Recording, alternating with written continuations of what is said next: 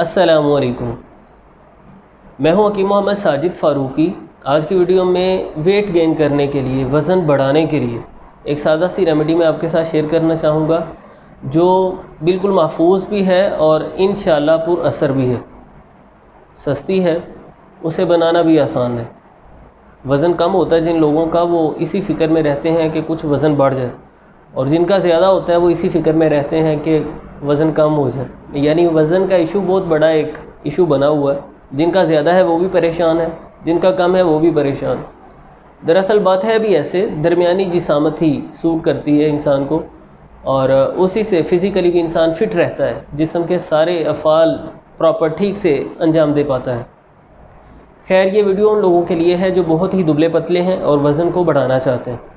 ایک تو اس کے لیے کھیرے کے ساتھ کھجور ملا کر استعمال کرنا مفید رہتا ہے، یعنی 2 سے 3 کھیرے اور اس کے ساتھ 10-15 کھجوریں۔ ایک ہی وقت میں آپ کھیرے کا ٹکڑا لیں گے، ساتھ کھجور کھائیں گے، یہ مفید رہتا ہے۔ سالے رطوبات پیدا ہوتی ہیں اور بدن فربہ ہونا شروع ہوتا ہے۔ اور دوسرا سادہ سا نسخہ میں آپ کے ساتھ شیئر کرنے جا رہا ہوں، جس میں 6 اجزاء ہیں۔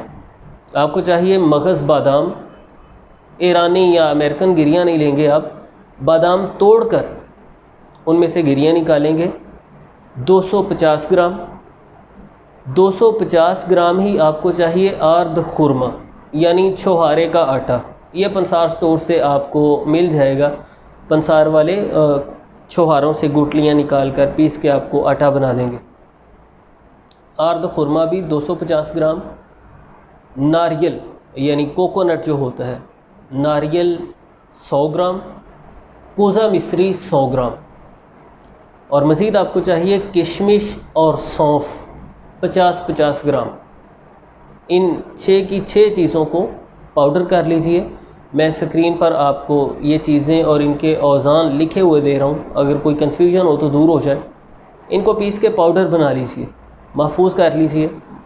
یہ صبح و شام آپ کھانے کے بعد 1 بڑا چمچ لیں گے دودھ کے ساتھ۔ خالص دودھ میسر نہ ہو تو پانی کے ساتھ بھی لیا جا سکتا ہے، لیکن زیادہ بہتر ہے کہ آپ دودھ کے ساتھ لیجئے۔ 15 سال سے کم عمر کے افراد 1 چھوٹا چمچ لے لیں، ٹی سپون، صبح و شام، اور جو زیادہ عمر کے ہیں 15 سال سے ابو ہیں وہ 1 بڑا چمچ، ٹیبل سپون، یا 1 چمچ سے زیادہ بھی لیا جا سکتا ہے، 2 چمچ بھی لیے جا سکتے ہیں صبح و شام۔ اس سے بدن میں سالے رطوبات پیدا ہوں گی، خشکی کا خاتمہ ہوگا، اور انشاءاللہ آپ کا بدن فربہ ہونا شروع ہو جائے گا، بہتر ہونا شروع ہو جائے گا، آپ ویٹ گین کرنا شروع کر دیں گے۔ اور اس کے ساتھ ہی میں وضاحت کرنا ضروری سمجھتا ہوں کہ اگر آپ کو نظام ہضم کی خرابی کا سامنا ہے، بھوک ہی نہیں لگتی، غذا ہضم ہی نہیں ہوتی، کھانے پینے کو دل ہی نہیں کرتا، کانسٹیپیشن کا پرابلم رہتا ہے، تو پھر آپ کو ہاضمہ بہتر کرنے کی بھی ضرورت ہے، اس کے لیے بھی کوئی دوا یا تدابیر اختیار کرنے کی ضرورت ہے۔